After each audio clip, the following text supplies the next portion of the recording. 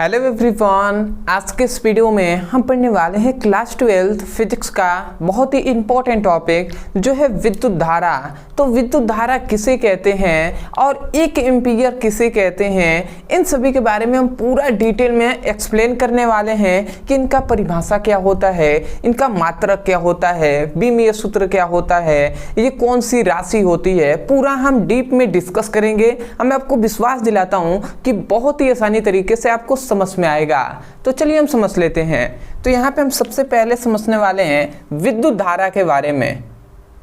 विद्युत धारा, तो विद्युत धारा अर्थात इलेक्ट्रिक जो करंट होता है ये क्या होता है। तो देखिए विद्युत धारा का परिभाषा हम इसके परिभाषा जो क्या होता है फॉर्मूले से करेंगे। तो विद्युत धारा को हम जानते हैं I से प्रदर्शित करते हैं। I होता है Q/T, ये विद्युत धारा का फॉर्मूला है। अब जहाँ पर जो I है, I क्या है, विद्युत धारा है, मतलब I है धारा, और Q क्या है यहाँ पे, तो Q है आवेश, और ये T क्या है, T है समय।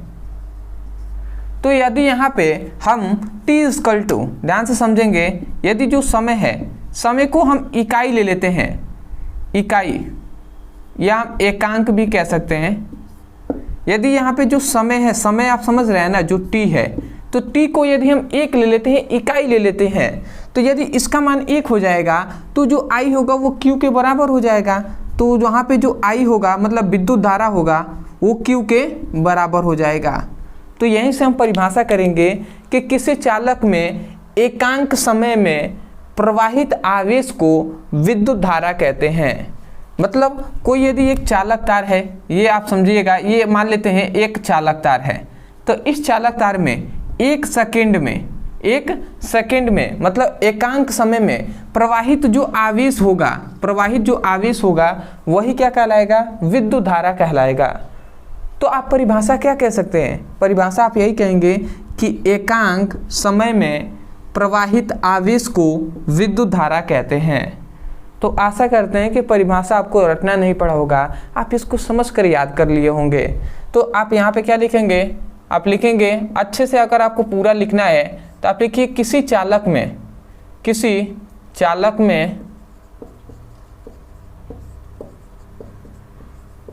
एकांक समय में, किसी चालक में एकांक समय में प्रवाहित आवेश को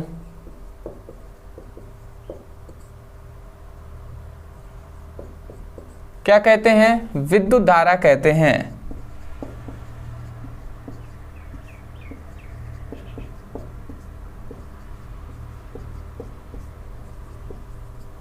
तो आशा करते हैं आपको परिभाषा समझ में आ गया होगा, या आप ऐसे भी कह सकते हैं कि एकांक समय में प्रवाहित आवेश को विद्युत धारा कहते हैं। चालक हमने इसलिए कहा, किसी चालक इसलिए हमने कहा क्योंकि आवेश किस में प्रवाहित होगा, कोई भी चालक है उसी में तो प्रवाहित होगा ना। तो इसीलिए हमने कहा कि किसी चालक में एकांक समय में प्रवाहित आवेश विद्युत धारा कहलाता है। अब आता है इसमें 3 चीज़ें जो है आपसे पूछी जाती हैं, वो क्या क्या है इसको हम समझ लेते हैं। पहला, इसमें मुख्यतः आपसे पूछा जाता है, एक है मात्रक, कि भैया इसका मात्रक क्या होता है। तो पहला तो आप इसको मात्रक में आपको याद रखना है, पहला मात्रक जो है एम्पीयर, ठीक है, एम्पीयर जिसे हम ए से प्रदर्शित करते हैं। और दूसरा, कभी कभी एम्पीयर ना देकर, बहुविकल्पीय क्वेश्चन में कभी कभी एम्पीयर ना देकर आपसे दे देगा कूलाम प्रति सेकेंड, कूलाम प्रति सेकेंड। तो ये दोनों आपको मात्रक याद रखना है कि जो विद्युत धारा का मात्रक एम्पीयर भी होता है और कूलाम प्रति सेकेंड भी होता है, ठीक है। अब आते हैं हम दूसरे पर। तो दूसरा याद रखेंगे, इससे आपसे पूछ लिया जाता है कि विद्युत धारा कौन सी राशि होती है। तो विद्युत धारा याद रखेंगे कौन सी, अदिश राशि होती है, अदिश राशि, ठीक है। मतलब इसमें दिशा नहीं होता है, केवल परिणाम होता है। अगला आता है तीसरा आपसे पूछा जाता है कि बीमीय सूत्र इसका क्या होता है। मतलब विद्युत धारा का बीमीय सूत्र या बीमा के नाम से भी हम इसे जानते हैं। तो याद रखेंगे इसका बीमीय सूत्र होता है क्या होता है, ओनली होता है ए। ये इसका बीमीय सूत्र होता है, ए के पावर 1 कर दे चाहे ए ही रहने देंगे तो कोई दिक्कत नहीं है। तो विद्युत धारा का बीमीय सूत्र ए होता है। क्यों ए होता है? क्योंकि भैया यहाँ पे जो एम्पियर जो मतलब विद्युत धारा है ना, ये मूल मात्रक है और मूल मात्रकों के मात्रक जो होते हैं वो ए होता है। ये हमने क्लास 11th में ही पढ़ाई कर लिया है। तो आशा करते इतनी बात आप समझ गए होंगे।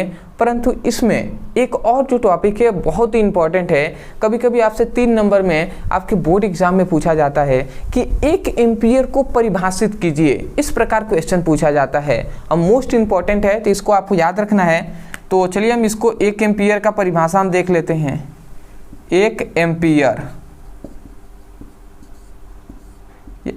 या केवल एम्पियर को भी कह देता है कि एम्पियर को परिभाषित कीजिए, तो 1 एम्पियर कहे या एम्पियर दोनों बात एक ही है। अब देखिए यहाँ पे एम्पियर किसका मात्रक? विद्युत धारा का मात्रक। तो यहीं से हम परिभाषा आपको याद कराएंगे। देखिए हम इतना बात जानते हैं कि धारा I = Q/T होता है, ये बात आप जानते हैं। अब चूंकि यहीं पे हम क्या ले लेते हैं, जो T है, T मतलब समय है, समय T है। यदि T को हम 1 सेकेंड ले लेते हैं, 1 सेकेंड, ठीक है, मतलब यदि यहाँ पे जो समय है यदि हम 1 सेकेंड ले लेते हैं और जो आवेश है यहाँ पे Q क्या है, आवेश है ना, तो इसको Q को हम 1 कूलाम ले लेते हैं, ठीक है, 1 कूलाम ले लेते हैं। तो यहाँ पे जब इसका मान 1 इसका मान 1 हो जाएगा, तो देखिए I = इसका मान 1 और इसका मान 1, तो 1 से 1 कैंसिल, तो I = 1 होगा ना। I का मात्रक क्या होता है? एम्पियर होता है, तो हम 1 एम्पियर कहेंगे। तो इसका मतलब जो यहाँ पे विद्युत धारा होगा, जो I का मान होगा वो क्या कहलाएगा? 1 एम्पियर कहलाएगा। समझ में आया? तो यही हम कह रहे थे कि यदि T का मान और Q का मान 1 हो जाए तो यहाँ पे जो I होगा तब जो विद्युत धारा होगा वो 1 एम्पियर कहलाएगा। तो यहाँ से हम परिभाषा क्या कहेंगे? हम कहेंगे कि मान लेते हैं ये कोई चालक तार है, तो हम यही कहेंगे कि किसी चालक तार में 1 सेकेंड में 1 कूलाम आवेश को प्रवाहित करते हैं, तो उस चालक में प्रवाहित धारा 1 एम्पियर कहलाता है। समझ में आया? ध्यान से समझेंगे तभी आपको समझ में आएगा, आप समझ कर याद करेंगे तभी आपको ज़्यादा दिन तक याद रहेगा। इसलिए मैं कहता हूँ कि कभी भी परिभाषा को रटना नहीं है, और ना मैं रटवाता हूँ, मैं कहता हूँ इसको आप याद कीजिए और समझ कर याद कीजिए। तो हमने क्या कहा? हमने कहा कि किसी चालक तार में, किसी चालक में 1 सेकेंड में 1 सेकेंड तक, आप कहेंगे किसी चालक में 1 सेकेंड तक 1 कूलाम आवेश को प्रवाहित करते हैं, तो उस चालक में प्रवाहित धारा 1 एम्पियर कहलाता है। मतलब हमने क्या कहा कि ये कोई चालक तार है, इसमें हमने कहा कि 1 सेकेंड तक 1 कूलाम आवेश को 1 कूलाम आवेश को यदि हम इसमें प्रवाहित करते हैं, मतलब यहाँ पे जो Q है इसको हम इसमें प्रवाहित करते हैं, तब जाकर इस चालक तार में जो धारा उत्पन्न होगा ना, वो अब धारा ना कहला के वो 1 एम्पियर कहलाएगा। तो यही हम कह रहे थे कि किसी चालक में 1 सेकेंड तक 1 कूलाम आवेश को प्रवाहित करते हैं, तो उस चालक में प्रवाहित धारा 1 एम्पियर कहलाएगा या कहलाता है। तो आशा करते हैं आप समझ गए होंगे, और इसको आप अपने तरीके से परिभाषा, इसको मैंने 3-4 बार बोल दिया, तो इस प्रकार सुनकर आप इसको लिख सकते हैं। अदरवाइज आप इतनी बात जानते ही होंगे कि क्लास 12 का फिजिक्स और केमिस्ट्री का मैं सीरियस होकर यहाँ पे पढ़ाई करा रहा हूँ, और ज़्यादातर तो मेरा मेन चैनल है जिसका नाम है ब्रदर सर, तो उस पर जाइए, वहाँ पर आपके सभी फिजिक्स और केमिस्ट्री के सभी इंपॉर्टेंट क्वेश्चन को कराया जा रहा है, जो आपके बोर्ड एग्जाम के लिए इंपॉर्टेंट है। सभी चैप्टर वाइज आपको फॉर्मूले बताए जा रहे हैं, सभी चैप्टर वाइज न्यूमेरिकल आपको कराया जा रहा है। अदर विषय जो हैं उनका भी तैयारी वहां पे कराया जाएगा जब बोर्ड एग्जाम नजदीक आएगा। तो उस चैनल से जाकर ज्वाइंट हो जाइए और वहां से प्लेलिस्ट के अनुसार पढ़ाई कीजिए, या इसी चैनल के आप प्लेलिस्ट में जाएंगे तो वहां पे भी फिजिक्स और केमिस्ट्री का प्लेलिस्ट मिल जाएगा, तो वहां से भी आप पढ़ाई कर सकते हैं। तो आशा करते हैं आप समझ के होंगे।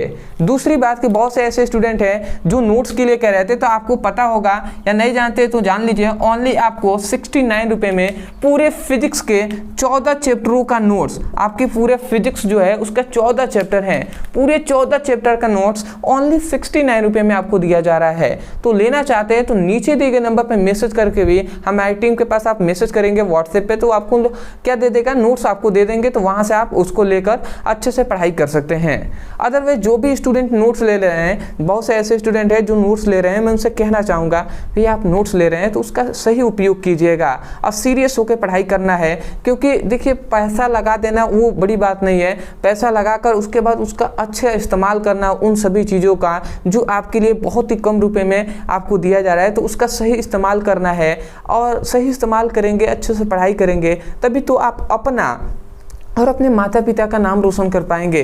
तो इसलिए आपको सीरियस होकर पढ़ाई करना है। अदरवाइज मैं तो आपके लिए पूरी तरीके से दिन रात लगा हुआ हूँ कि जो इंपॉर्टेंट क्वेश्चन है वो सब आपको कराया जाए, जो आपके बोर्ड एग्जाम के लिए इंपॉर्टेंट है वो सब आपको कराया जाए। तो इसलिए मेन चैनल है उससे जाकर ज्वाइन हो जाइए और वहाँ से अच्छे से पढ़ाई कीजिए। तो चलिए दोस्तों, आज के लिए इतना ही, मिलते एक बेहतरीन टॉपिक के साथ, तब तक के लिए धन्यवाद। जय हिंद, जय भारत।